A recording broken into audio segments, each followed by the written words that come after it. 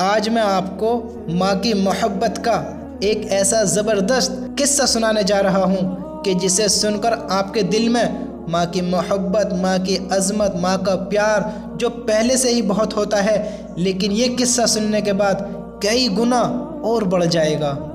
तो आप बिल्कुल भी मिस ना करें, ये किस्सा ज़रूर सुनें। और रियल किस्सा है, कोई कहानी नहीं है, दिल से गढ़ी हुई कहानी नहीं है, बल्कि ये एक सच्चा वाक़या है। वाक़या ये है कि चाइना में पिछली सदी में एक ज़लज़ला आया था जिसमें लाखों लोग मर गए थे। कोई दब कर मर गया तो कोई धंस कर मर गया। अजीब अजीब मौतें लोगों की हुई। वहाँ पर एक बहुत बड़ी बिल्डिंग भी गिरी और उसका मलबा हटाने के लिए कई दिन लग गए, कई हफ्ते लग गए। तो एक बड़े स्लैब के मलबे के नीचे एक औरत को बेहोश लेकिन जिंदा देखा गया और उसके साथ एक मासूम बच्चा भी साथ में लेटा हुआ था। उनको हॉस्पिटल ले जाया गया, उनके ट्रीटमेंट किए गए। बहुत देर के बाद औरत को भी होश आया और बच्चे को भी होश आया। तो डॉक्टरों ने उस औरत से पूछा कि हमने आपका सारा इलाज किया, लेकिन एक बात हमको बड़ी अजीब लगी कि आपके हाथों के जो ये सिरे हैं, यानी जो ये दोनों हाथों के सिरे हैं उंगलियों के 10 के 10 जख्मी हैं, फूटे हुए हैं। तो ये क्या बात है, ये समझ में नहीं आया। कहीं दब गए थे, ये क्या हो गया था? तो उस औरत ने फिर अपना किस्सा सुनाया। कहा कि जब हमारे ऊपर छत गिरी तो मैं एक कोने में दब गई। मैं महफूज थी, मेरा बच्चा मेरे सीने से लगा हुआ था।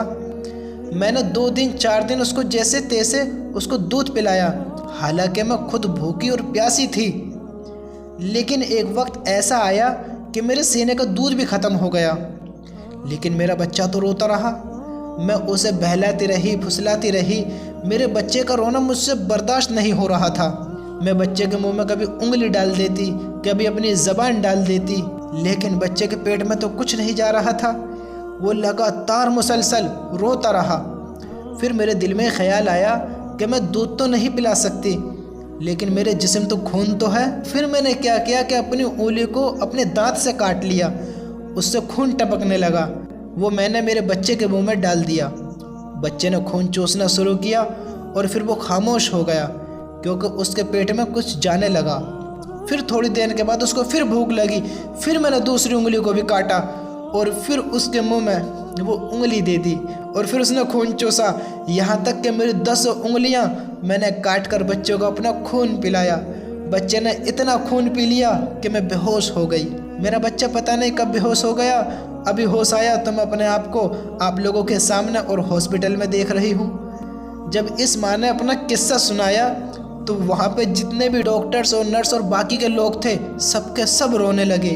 वो मुसलसल रोए जा रहे थे और हैरान थे कि माँ की मोहब्बत किस दर्जे तक जा सकती है। अगर माँ महसूस करे कि मेरे जिस्म का खून देकर भी अगर बच्चे की जान बच सकती है तो माँ वो भी कर गुजरती है। ये होती है माँ और ये होती है माँ की मोहब्बत। इसीलिए अल्लाह ने भी जब अपनी मोहब्बत का तज़किरा किया तो उसको माँ की मोहब्बत से तशबीह दी। इसीलिए कहा जाता है कि अल्लाह अपने बंदों से 70 माओं से भी ज़्यादा मोहब्बत करता है।